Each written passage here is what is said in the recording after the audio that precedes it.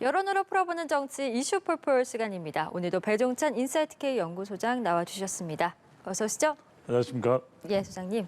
저희 이슈 폴폴 이번 주 역시 윤석열 대통령 국정수행 평가부터 살펴볼 텐데 결과가 좀처럼 좋아지지 못하고 있습니다. 네. 대통령 취임 후 처음으로 전국 지표 조사인 MBS 여론조사에서도 긍정평가보다 부정평가가 앞서는 데드크로스가 처음으로 나타났습니다.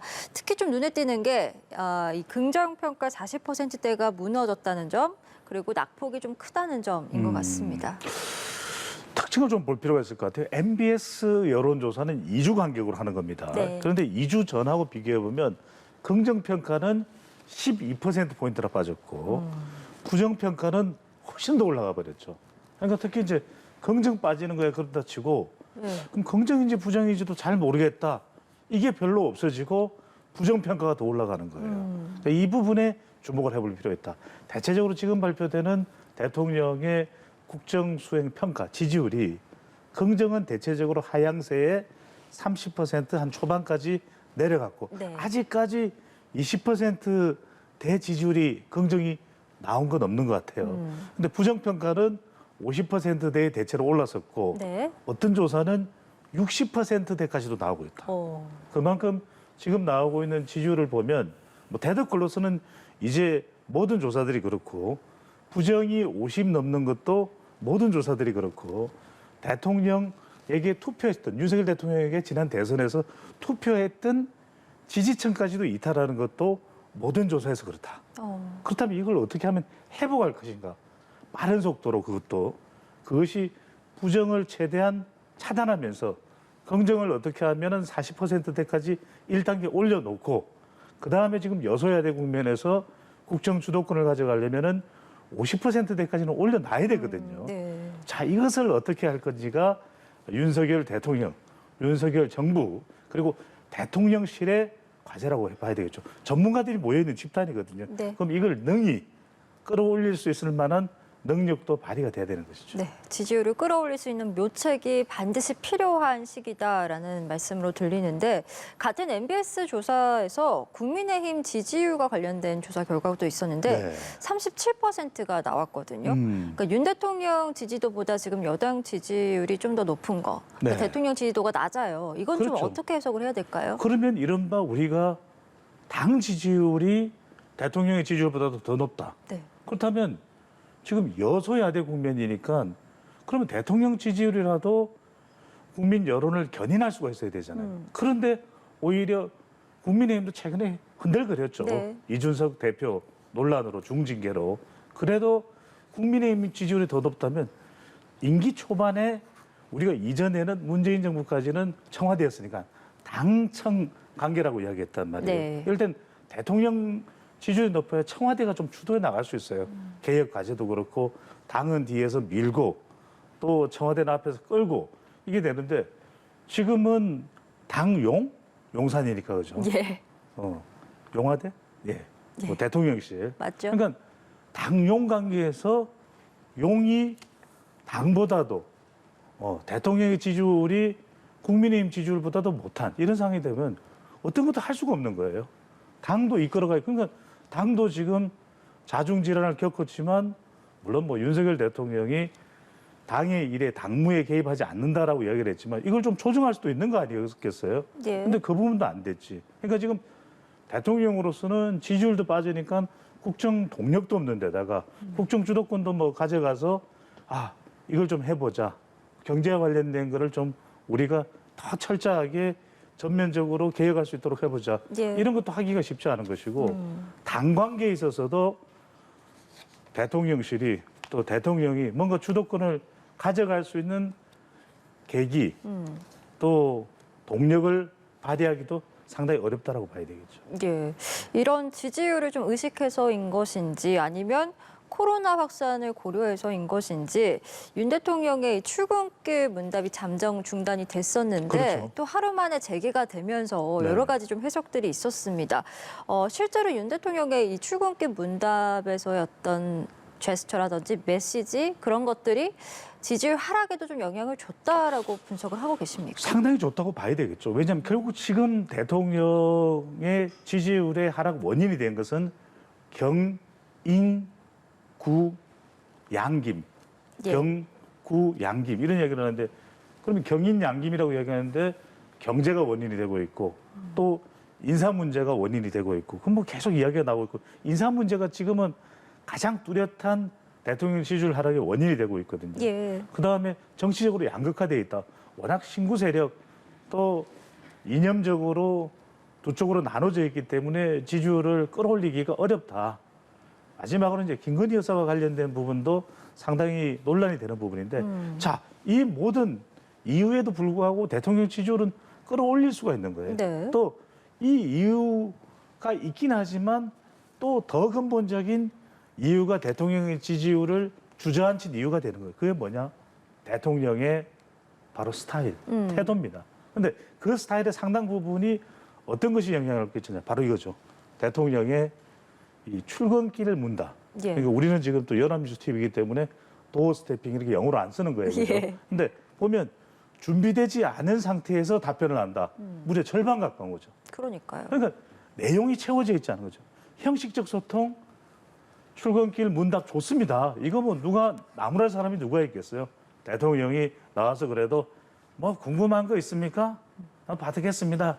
그래 연합뉴스 TV 우리 김 기자 뭐 이렇게 되는 거예요. 그런데 그런 소통을 하게 되면 국민들로서는 상당히 환영할 만한 일입니다. 그렇죠. 그런데 내용이 있어야죠. 알맹이가 있어야죠. 그래서 두 번째 보면 솔직한 스타일 때문에 이건 좋은 거예요. 근데 좋은 이유는 24.2%밖에 안 되는 거죠. 그다음에 정책 인선 내부 소통 혼선이다. 참모진의 보좌 부족이다. 그러니까 실제 24.2%니까 이 출근길 문답이 도움되는 건 한 4분의 1 정도. 예. 그러니까 언급자의 4분의 3은 이건 아닌데 고개를 갸우뚱거리는 거예요. 그러니까 우리가 대통령이 자신만만한 걸음으로 딱 나와서 기자들 앞에서 출근길 문답으로 질문하세요. 네. 그러면 시원하게 답하는 대통령의 이 답변 안에는 지금 여러 가지 경기 침체 악재의 주요 원인이 되는 것을 어떻게 타개해 나갈지 고물가, 고유가, 고금리, 고환율 지금 뭐 월급 빼고 다 올랐잖아요. 그걸 어떻게 해결할지 대통령이 프로다운 대통령의 모습으로 답변을 하고 답변을 할 수 없는 내용도 있거든요. 그런 부분에서 아예 뭐 그것까지 하려고 해요. 그건 나중에 우리 프레스 시간에 또 답변을 해드릴게요. 그러면 좋은 거고 또 어떨 때는 엄숙한 표정을 지어야 될 필요가 있거든요. 예. 그 부분에 대해서는 충분히 검토해서 우리 또 수석이 또 답변을 프레스 시간에 할 수 있도록 하겠다. 그러면 얼마든지 소통이 되거든요. 그런데 때로는 이 출근길에서 윤석열 대통령이 약간은 좀 감정이 격앙된 이런 부분들이 노출된다면 그건 예. 국민들한테 그럴 수밖에 없겠구나 하고 받아들일 수도 있지만 좀 더 정리가 돼 있는 좀 더 정제돼 있는 그런 대통령의 소통을 보고 싶어하는 것이 대체적인 국민들의 평가고 기대거든요. 그러면은 뭐 그건 국기문란이에요. 이러면은 여러 가지 억측이 제기됩니다. 정치권에서도. 예. 그러니까 그런 면에서는 지금 출근길 문답도 참 좋은 방법이에요. 저는. 하지만 이제는 뭐 10m 문답이다 이런 이야기도 나옵니다. 근데 그것보다는 좀 더 정제돼서 대통령의 프레스를 통한 브리핑을 통한 것이 더 효과적일 수도 있는 것이겠죠. 예. 예. 출근길 문답을 계속해야 되느냐 말아야 되느냐라는 응답에는 계속해야 돼라는 응답이 과반을 넘었습니다. 논란을 최소화하고 좀 그렇죠. 긍정적인 효과를 이끌어내기 위해서 말씀해 주신 것처럼 좀 보다 구체적이고 정제된 어떤 메시지를 내놓는 것이 앞으로 중요하지 않을까라는 생각이 듭니다. 이윤지 아나운서 굉장히 중요한 걸 말씀해 주셨어요. 예. 왜냐하면 여기 계속해야 된다는 건 그래도 안 하는 것보다는 하는 게 낫다. 좋거든요. 그러니까 예. 이렇게 질문을 하면 하는 걸 원하지 하지 마라 이야기 안 해요. 그래도 그동안에 역대 대통령에서 못 봤던 화통한 소통 방식이거든요. 네. 이게 나쁠 까닭은 없는 그러니까 이거 자체는 좋다는 거예요. 그런데 이 부분을 좀 더 정교하게 굳이 대답 안 해도 되는 부분 대답 안 하면서 그런 부분들을 잘 좀 정돈해 준다면 더 나을 수가 있겠죠. 예, 알겠습니다. 그리고 이번에는요, 윤 대통령과도 집권 여당에게 또 하나의 악재였던 이준석 대표 이야기를 좀 해보려고 합니다. 당원권 정지 6개월 중징계를 받았는데 그 과정을 여론은 어떻게 평가하는지 보면 정치적 판단이 개입됐다라는 답변이 과반 이상으로 지금 나왔고요. 네. 이어서 이준석 당대표의 향후 겨치에 대해서 어떻게 생각하는지도 여론조사 결과 같이 보겠습니다.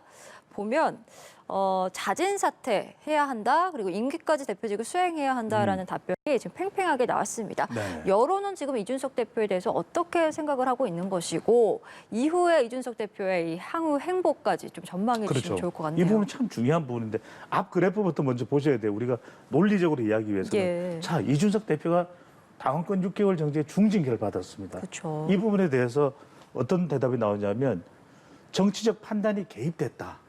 이게 굉장히 우리가 이 분석은 중요한 분석이에요.